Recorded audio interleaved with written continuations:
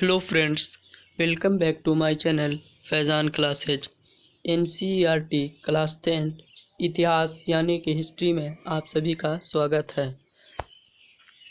दोस्तों, आज से हम लोग हिस्ट्री यानी कि इतिहास का अध्ययन करने वाले हैं और यह वीडियो जो है यह इतिहास के पहले चैप्टर यानी कि अध्याय 1 यूरोप में राष्ट्रवाद का उदय जिसका नाम है उसके बारे में हम इस वीडियो में पढ़ेंगे। तो हम इन सभी वीडियोस जो आगे देखेंगे और इस वीडियो में जो हर एक चैप्टर के महत्वपूर्ण लघु प्रश्न होंगे हम उनके मानक उत्तर यानी कि विस्तार पूर्वक उनके उत्तर को देखेंगे। तो आपसे आग्रह है कि आप इस वीडियो को पूरा देखें। तो चलिए दोस्तों, वीडियो स्टार्ट करते हैं। तो पहला प्रश्न जो है वो ये है कि राष्ट्रवाद क्या है। तो इसका उत्तर होगा कि सामान्य अर्थों में राष्ट्रवाद का अर्थ अपने राष्ट्र का अर्थ होता है देश, अपने देश के प्रति सोच और लगाव की भावना का विकास करना ही क्या होता है, राष्ट्रवाद होता है। या फिर दूसरों शब्दों में राष्ट्रवाद एक ऐसी भावना है जो किसी विशेष भौगोलिक या सांस्कृतिक या सामाजिक परिवेश में रहने वाले लोगों में एकता का वाहक बनती है। यानी कि राष्ट्रवाद एक ऐसी भावना है जिसमें कुछ क्षेत्रीय लोग रहते हैं अपने देश के, जो एकता बनाते हैं और अपनी देश के प्रति दुश्मन के खिलाफ क्रांतिकारी बन जाते हैं। आप चाहें तो इनका स्क्रीनशॉट भी ले सकते हैं और अपने नोट्स तैयार कर सकते हैं। चलिए दोस्तों, अगला सवाल देखते हैं। दूसरा प्रश्न है कि रक्त एवं लौह की नीति क्या थी। जिसका उत्तर होगा कि रक्त एवं लौह की नीति का प्रतिपादन बिस्मार्क ने किया था। इस नीति के अनुसार सैन्य शासन की सहायता से पूरे जर्मन प्रदेश का एकीकरण करना था। तीसरा प्रश्न देखेंगे कि मेटरनिख कौन था। यूरोपीय इतिहास में वह क्यों विख्यात हुआ यानी कि प्रसिद्ध हुआ। तो इसका उत्तर होगा कि मेटरनिख ऑस्ट्रिया का चांसलर था। तो यूरोप का एक देश है ऑस्ट्रिया और चांसलर का मतलब होता है प्रधानमंत्री। तो वह ऑस्ट्रिया का प्रधानमंत्री था। वह घोर प्रतिक्रियावादी था, क्रांति के संदेशों का कट्टर विरोधी एवं पुरातन व्यवस्था बनाए रखने का समर्थक था। यानी कि क्रांति के लिए जो संदेश भेजे जाते थे उसका वो कट्टर विरोधी होता था। उसने जिस प्रकार की व्यवस्था यूरोप में स्थापित की उसे मेटरनिख व्यवस्था कहा जाता है। अपनी इसी व्यवस्था के कारण वह यूरोपीय इतिहास में विख्यात हुआ यानी कि प्रसिद्ध हुआ। 4 नंबर प्रश्न है कि जर्मन राइन महासंघ की स्थापना किसने की। तो जर्मन राइन महासंघ की स्थापना नेपोलियन ने की थी। और साथ ही 5वां सवाल देखेंगे कि चार्टिस्ट आंदोलन किस देश में हुआ। तो चार्टिस्ट आंदोलन जो है वो इंग्लैंड में हुआ था। तो ये जो क्वेश्चन ये तो 1 नंबर में ज़्यादातर पूछा जाता है। अब अगला महत्वपूर्ण सवाल देखते हैं कि इटली के एकीकरण में काउर यानी कि काउंट काउर की भूमिका का उल्लेख करें। तो इसका उत्तर होगा कि काउंट काउर को इटली के एकीकरण का राजनीतिज्ञ कहा जाता है। 1850 में वह सर्डिनिया के राजा विक्टर इमैनुएल का मंत्री एवं 1952 में प्रधानमंत्री बना। उसने सैनिक और आर्थिक सुधारों द्वारा सार्डिनिया एक देश है, सार्डिनिया की स्थिति सुदृढ़ की यानी कि सुधारी। पेरिस शांति सम्मेलन, पेरिस जो कि फ्रांस की राजधानी है, फ्रांस के पेरिस में एक शांति सम्मेलन हुई थी। सम्मेलन में उसने इटली के एकीकरण का प्रश्न उठाया। इटली जो था कई छोटे छोटे राज्यों में टूट गया था, तो एकीकरण करना था। 1859 में ऑस्ट्रिया को पराजित कर काउर ने लोम्बार्डी पर अधिकार कर लिया। अगला प्रश्न है कि गैरिबाल्डी कौन था। इटली के एकीकरण में उसकी क्या भूमिका थी। तो इसका उत्तर होगा कि इटली के एकीकरण का द्वितीय चरण गैरिबाल्डी के तलवार ने पूरा किया। पहला चरण जो था वो काउंट काउर ने पूरा किया था और द्वितीय चरण जो था वो गैरिबाल्डी के तलवार ने पूरा किया, यानी कि उसकी नीतियों ने पूरा किया। वह युद्ध की नीति में विश्वास करता था, वो बातचीत नहीं करना चाहता था। अपने नौजवानों की एक टुकड़ी बनाई, उसने नौजवानों की एक टुकड़ी बनाई जो लाल कुर्ती यानी कि रेड शर्ट कहलाए। इनकी सहायता से उसने सिसिली पर अधिकार कर लिया। तो सिसिली जो है वो इटली से लगा एक छोटा सा द्वीप है, उस पर अधिकार कर लिया और आज भी इटली का ही उस पर अधिकार है।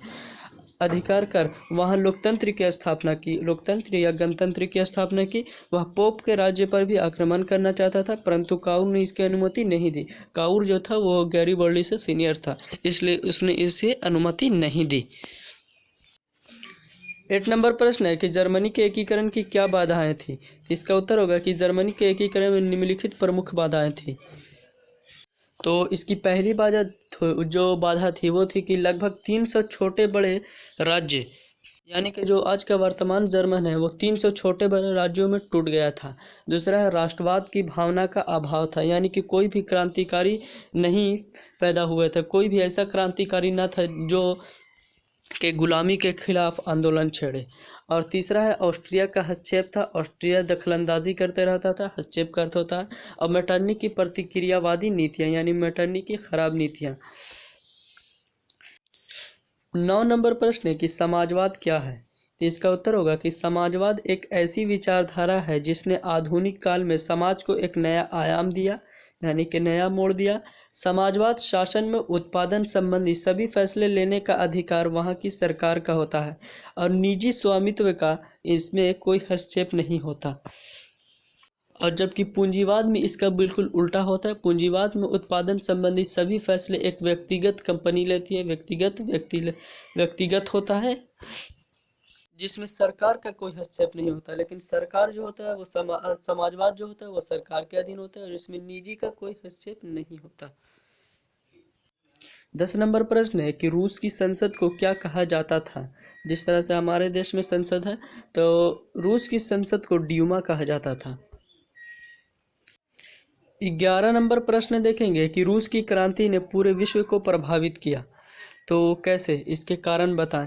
इसका उत्तर होगा कि रूस की क्रांति ने पूरे विश्व को प्रभावित किया। इसके उदाहरण इस प्रकार हैं।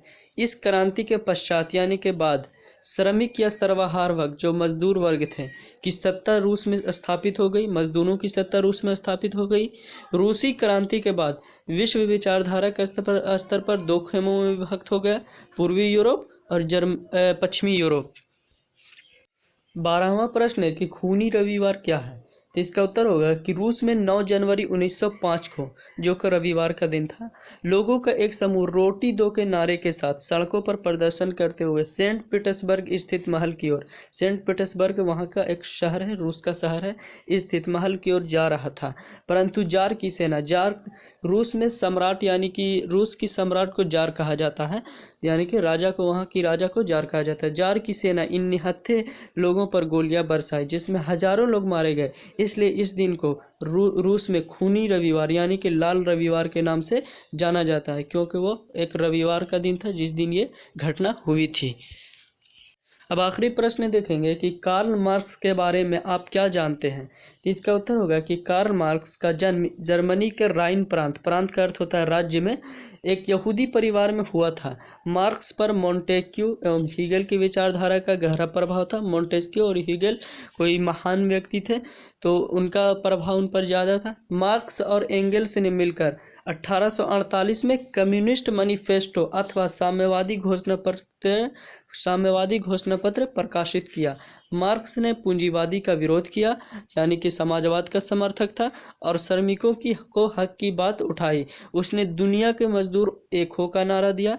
मार्क्स ने अपनी विख्यात पुस्तक दास कैपिटल का प्रकाशन 1867 में किया, जिसे समाजवादियों का बाइबिल कहा जाता है।